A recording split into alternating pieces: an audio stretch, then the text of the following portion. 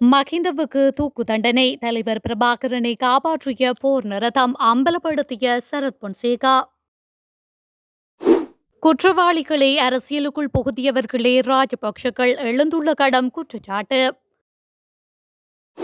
லசந்தவை கொள்ள குழு அனுப்பியவர் சரத் பொன்சேகாவா? வெளியான அதிர்ச்சி தகவல். மக்களிடம் பொய்யுரைக்கும் தமிழரசு கட்சி சாடும் கஜேந்திரகுமார் எம்பி. ரணில் ராஜபக்ஷ தலைமையில் புதிய கூட்டணி அரசுக்கு எதிராக வெடிக்க உள்ள மாபெரும் போராட்டம். பாதாள உலக கும்பல்களுடன் நெருங்கிய உறவில் அரசியல்வாதிகள் தேடப்படும் ஆதாரங்கள்.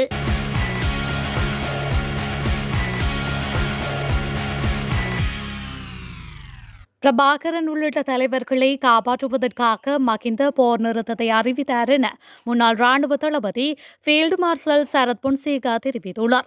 மாதரையில் நடந்த நிகழ்வில் கலந்து கொண்ட பின்னர் உரையாற்றுகையிலேயே பொன்சேகா இவ்வாறு குறிப்பிட்டுள்ளார். அவர் தொடர்ந்து உரையாற்றுகையில், நாட்டில் நிலவும் உலகளாவிய ஊழல் வலையமைப்பை ராஜபக்ஷ குடும்பமே கட்டுப்படுத்துகின்றது. அவர்களின் சலுகைகளை பறித்து அவர்களை சட்டத்தின் முன் நிறுத்த வேண்டும். தான் நீதியமைச்சராக இருந்தால் மகிந்த ராஜபக்ஷ ஜனாதிபதி மாளிகை மற்றும் அலரி மாளிகையில் இருந்து எடுத்து சென்ற பெறுமதியான பொருட்களை 24 மணி நேரத்திற்குள் பறிமுதல் செய்து அவரை கைது செய்வேன். 2009 போர் முடிவின் போது 10 கிலோமீட்டர் தூரத்தில் இருந்தபோது மகிந்த ராஜபக்ஷ ஏன் போர் நிறுத்தத்தை அறிவித்தார் என்று நாட்டுக்கு விளக்க வேண்டும். அது பிரபாகரன் உள்ளிட்ட தலைவர்களை காப்பாற்றுவதற்காகவே அவர் இந்த முயற்சிகளை மேற்கொண்டார். 2005 ஜனாதிபதி தேர்தலில் வெற்றி பெற விடுதலை புலிகளுக்கு 2 மில்லியன் அமெரிக்க டாலர்களை கொடுத்திருந்தார். நாங்கள் விடுதலை புலிகளுக்கு எதிராக போராடுகின்றோம், ஆனால் அவர் அவர்களுக்கு பணம் கொடுக்கின்றார். விடுதலை புலிகளுக்கு பணத்தை கொடுப்பது தேச துரோகம் இல்லையா? மற்ற நாடுகளாயின் மகிந்த ராஜபக்ஷ கடுமையான தண்டனைக்கு ஆளாகியிருப்பார். எமது அரசியலமைப்பின்படியும் அவருக்குரிய தண்டனை தூக்கு தண்டனைக்கு என ஃபீல்டு மார்ஷல் சரத் பொன்சேகா தெரிவித்துள்ளார்.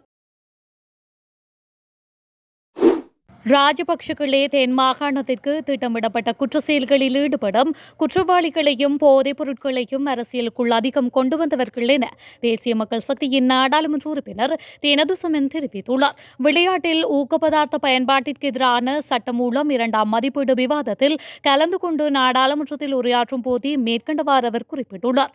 இது தொடர்பில் தொடர்ந்தும் பேசிய அவர், இன்று தென் மாகாணத்தில் போதைப்பொருள் குற்றவாளிகள் தொடராக கைது செய்யப்படுவதும் ஏனைய பிரதேசங்களுடன் ஒப்பிடும்போது தென் மாகாணத்தில் அதிகளவு போதைப்பொருள் கைப்பற்றப்படுவதும் ஆயுதங்களின் பாவனையும் அதிகரிப்பதாக உள்ளது. இவ்வாறான காட்ஃபாதர்களை உருவாக்கியவர்கள் யார்? தென் மாகாணத்தில் அரசியலுடன் குற்றங்களை கலந்தவர்கள் ராஜபக்ஷகளே.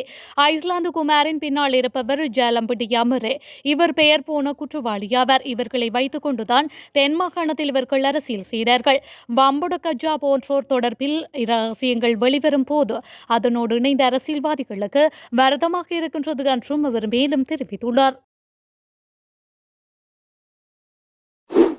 ஊடகவியலாளர் லசந்த விக்ரமதுங்கவை படுகொலை செய்ய குழுவை அனுப்பியவர் ஃபீல்டு மார்ஷல் சரத் பொன்சேகாவே என முன்னாள் ஜனாதிபதி மகிந்த ராஜபக்ஷவின் ஊடக செயலாளர் மனோஜ் கமகே தெரிவித்துள்ளார்.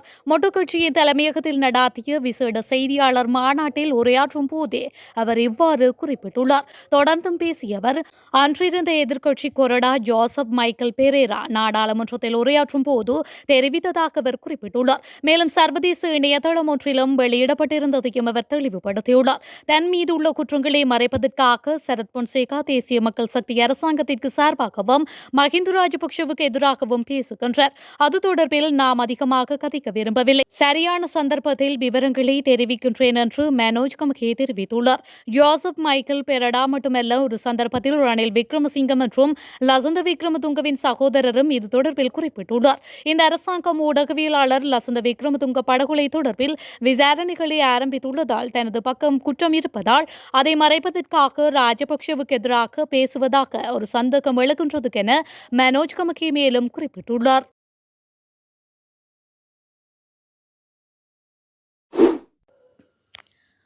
38 வருடம் நடைமுறைப்படுத்தாத 13ஆம் திருத்தத்தை இலங்கை தமிழரசு கட்சி தற்போது நடைமுறைப்படுத்த கோருவது ஒற்றையாட்சிக்குள் முடக்குவதற்காகவே என அகில இலங்கை தமிழ் காங்கிரஸ் பொதுச் செயலாளரும் நாடாளுமன்ற உறுப்பினருமான கஜேந்திரகுமார் பொன்னம்பலம் குற்றம் சாட்டியுள்ளார். இலங்கை தமிழரசு கட்சி தலைவர் CVK சிவஞானம் அண்மையில் தெரிவித்த கருத்துக்கள் தொடர்பாக யாழ்ப்பாணத்தில் நேற்று இடம்பெற்ற ஊடக சந்திப்பில் கருத்து தெரிவித்த போது அவர் இதனை குறிப்பிட்டுள்ளார்.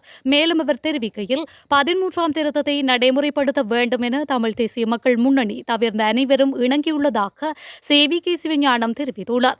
அதற்காக CVK சிவஞானத்திற்கு நன்றி சொல்ல வேண்டும். தமிழ் தேசிய மக்கள் முன்னணியை தவிர அனைத்து தரப்புகளும் போருக்கு பிந்தைய காலத்தில் ஒற்றையாட்சிக்குள் உள்ள 13ற்கு இணங்கியிருந்தன.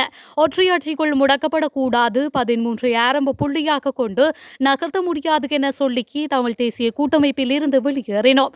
இந்த நிலையில் அந்த உண்மையை மூடி மறைக்க நாங்கள் சமஷ்டி கட்சி எனவும் காங்கிரஸ் ஒற்றையாட்சியை ஏற்றுக்கொண்டது எனவும் தமிழரசு கட்சி கடந்த 16 வருடங்களாக மக்கள் மத்தியில் போய் பரப்புரை செய்தனர் என்று அவர் மேலும் தெரிவித்துள்ளார்.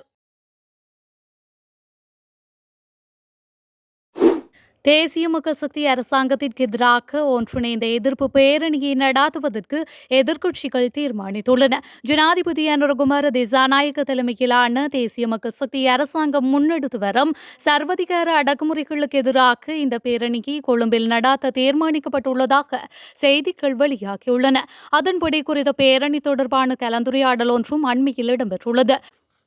ஐக்கிய தேசிய கட்சியின் தலைவர் ரணில் விக்ரமசிங்கே, ஸ்ரீலங்கா பொதுஜன பெரமுனவின் தேசிய அமைப்பாளர் நாமல் ராஜபக்ஷ மற்றும் GLPRS உட்பட அரசியல் கட்சிகளின் பிரதிநிதிகள் கொழும்பில் ஒன்று கூடி கலந்துரையாடிய போது இந்த தீர்மானம் மேற்கொள்ளப்பட்டுள்ளது. எதிர்க்கட்சிகளைச் சேர்ந்த கட்சித் தலைவர்கள் உறுப்பினர்களின் விசேட சந்திப்பு ஒன்று கடந்த வியாழக்கிழமை இரவு கொழும்பில் உள்ள ஒரு தனியார் விடுதியில் நடைபெற்றது. ஐக்கிய தேசிய கட்சியின் தவிசாளர் வஜுரா அபேவர்த்தனவின் அழைப்பின் பேரில் இந்த நிகழ்வில் 25க்கும் மேற்பட்ட அரசியல் கட்சிகளின் பிரதிநிதிகள் கலந்து கொண்டனர். இதன்போது சமகால அரசியல் விடயங்கள் மற்றும் ஒன்றிணைந்த எதிர்க்கட்சியாக தொடர்ந்தும் செயல்படுவது உட்பட பல தீர்மானங்கள் மேற்கொள்ளப்பட்டுள்ளன. இந்த சந்திப்பில் சமர்ப்பிக்கப்பட்ட அனைத்து யோசனைகளுக்கும் முன்னாள் ஜனாதிபதி ரணில் விக்ரமசிங்கே மற்றும் ஸ்ரீலங்கா பொதுஜன பெரமுனவின் தேசிய அமைப்பாளர் நாமல் ராஜபக்ஷ உள்ளிட்ட தலைவர்கள் இணக்கம் தெரிவித்ததாக அரசியல் வட்டாரங்களில் தகவல்கள் வெளியாகியுள்ளன.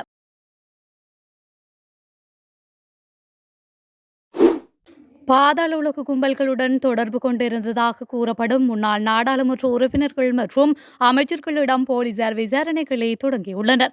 நன்கறியப்பட்ட பாதாள உலக நபர்களின் விசாரணையின் போது இந்த தொடர்புகள் பற்றிய தகவல்கள் கசிந்துள்ளதாக தெரியவந்துள்ளது. இதற்கமைய அரசியல்வாதிகளின் வங்கிக் கணக்குகள் மற்றும் சொத்து விவரங்கள் உள்ளிட்ட பல்வேறு அறிக்கைகளை ஆய்வு செய்ய தொடங்கியுள்ளது. முன்னாள் நாடாளுமன்ற உறுப்பினர்கள் மற்றும் தற்போதைய நாடாளுமன்ற உறுப்பினர்கள் உட்பட கிட்டத்தட்ட 40 அரசியல்வாதிகளை கொண்ட குழுவிடம் குற்றப்புலனாய்வு துறையின் சொத்து விசாரணை பிரிவு விசாரணைகளை ஆரம்பித்துள்ளது. இந்த விசாரணைகள் மிகவும் சிக்கலானவை என்றும் பொதுமக்கள் பாதுகாப்பு மற்றும் நாடாளுமன்ற விவகார அமைச்சர் ஆனந்த விஜயபால நேற்று நிகழ்வொன்றில் தெரிவித்துள்ளார். ஏனெனில் பல ஆவணங்களை ஆய்வு செய்து வங்கிகள் உட்பட பல்வேறு நிறுவனங்களிடமிருந்து அறிக்கைகளை பெற்று அவற்றை ஆய்வு செய்து சரிபார்க்க சிறிது காலம் எடுக்கும் என்றும் அவர் கூறியுள்ளார்.